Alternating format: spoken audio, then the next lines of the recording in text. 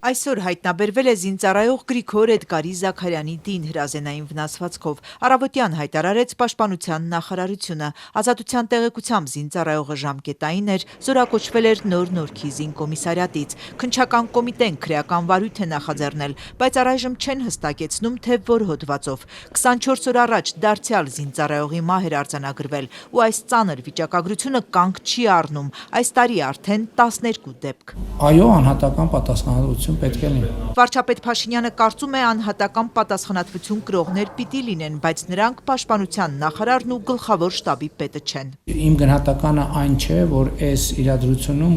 գլխավոր շտաբի պետը եւ Պաշտպանության նախարարը բավարար ջանքեր չեն գործադրում այդ խնդիրը լուծելու համար։ Առավոտյան իրադրությունը կառավարությունում քննարկել են ու որոշել պաշտոնանկություններ կլինեն։ Ռազմական ոստիկանությունում փոփոխություն կունենանք, բարոյահոգեբանական ապահովման վարչությունում փոփոխություն կունենանք եւ նաեւ մանրամասն կվերլուծենք, թե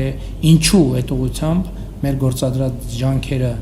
մեզ համար ցանկալի արդյունքներ չեն տալիս եւ հետեւությունների կգանք։ Կեսօրից հետո տեղեկություն տարածվեց, որ ազատման դիմում է գրել ռազմական ոստիկանության պետ 6 տարի պաշտոնավարող Աշոտ Զաքարյանը։ Պաշտպանական գերատեսչությունից սակայն չեն հաստատում եւ ընդհանրապես կադրային սպասվող փոփոխությունների մասին ոչինչ չեն ասում։ Դեռ 3 Սուրեն Պապիկյանը խորհրդակցություն էր հրավիրել զինված ուժերում հոգեբանական ծառայությունների աշխատանքների կազմակերպման վերաբերյալ, ու ընդհանրապես մեկ ամիս է այս գերատեսչությունը ակտիվ լծված է զորքի հետ բարոյահոգեբանական զրույցների գործին։ Ողջույն ձեզ։ Գլխավոր շտաբի պետ Էդվարդ Ասրյանն է ժամկետայիններին բացատրում, թե ինչ կարևոր է կարգապահությունը արատավոր բարքերին վերջ տալը։ Ձեր դիմացինին դիտարկեք որպես մարդու ու ցուցաբերեք ձեզ որպես օրինակելի զինակիր։ Չնչին վատ վիճակներ, այսպես է ձևակերպում գլխավոր շտաբի պետը այն իրավիճակը զինված ուժերում, որ հաճախ սպանության կամ ինքնասպանության պատճառ է դառնում։ Այդ չնչին վիճակներ, որոնք են կարգավորվում, պետք է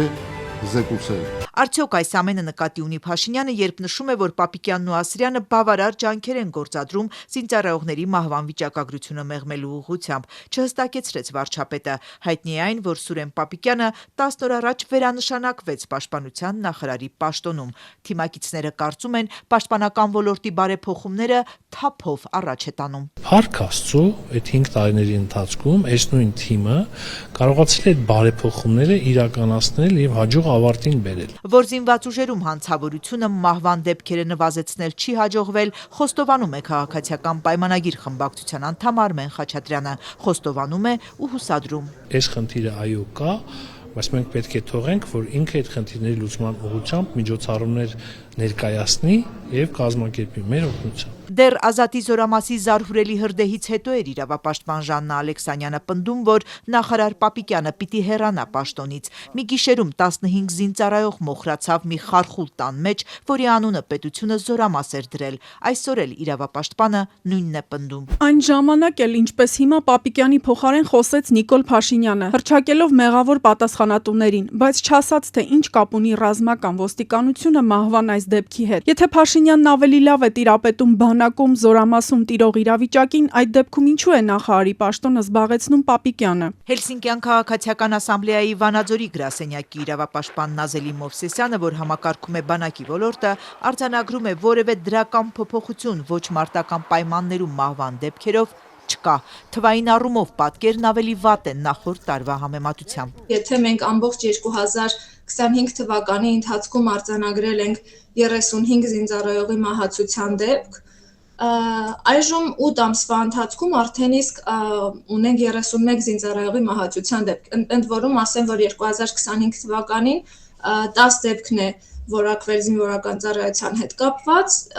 իսկ հիմա 8 ամիսների ընթացքում արդեն իսկ ունենք զինվորական ծառայության հետ կապված որակված 10 զինծառայողի մահվան դեպք։ Պաշտպանության նախարարության թվերն այլ են, բայց նույնպես չեն խոսում հաջող ընթացող բարեփոխման մասին։ Անցյալ տարի ըստ նախարարության 6 զինծառայողի մահվան դեպք է եղել, այս տարվա միայն 7.5 ամսում արդեն 12։ Ցանկացած քայլ, որը ձեռնարկվել է, ըստ էության եղել է ոչ արդյունավետ։ Քրեական ենթամշակույթ, որ բանակ է մտնում ընտանիքներից, բակերից, սպանության ինքնասպանության հասցնելու դեպքերն այսպես են հիմնավորում պատասխանատուները։ Օրեր առաջ էլ Փաշինյանն իր վերլուծություններ ներկայացրել։ Բանակում հաճախ ինքնասպան են լինում խաղաղամոլության ու դրա հետևանքով առաջացած պարտքերի պատճառով, անձնական, ընտանեկան հարցերն են դրդում եւ հաջորդը դիրքում հերթապահության ժամանակ քնելն ու դրանից բռնկվող կոնֆլիկտներն են։ 85-90% ինքնասպանությունների դեպքերը կապված են այս 3 իրավիճակների հետ։ Եթե առաջին երկու պատճառները բանակում չեն զարգացել, ապա դիրքում քնելու հարցը կարող էր համակարգային լուծում ստանալ, ասում է Նազելի Մովսեսյանը։ Զինծառայողը մինչև հերթապահությունը լիարժեք հանգստի հնարավորություն ունեցել է։ Ինչու պիտի զինծառայողը քնի մարտական հերթապահության ժամանակ։ Արդյոք կան բավարար մարդկային ռեսուրսներ, որպեսզի յուրաքանչյուր զինծառայող բավարար ժամանակ ունենա հանգստի համար եւ մարտական ծառայության ընթացքում չունենա քնելու ցանկություն եւ կարիք։ Եվ այստեղ նույնպես ըստ Փաշինյանի բանակի ղեկավարությունը կապ չունի։ Ես ունեմ այդ մեղքը, բանակի ղեկավարության վրա պետք չգցել։ Ես ունեմ այդ մեղքը, որ մինչև հիմա այս խնդրի լուծումը չենք գտել մենք։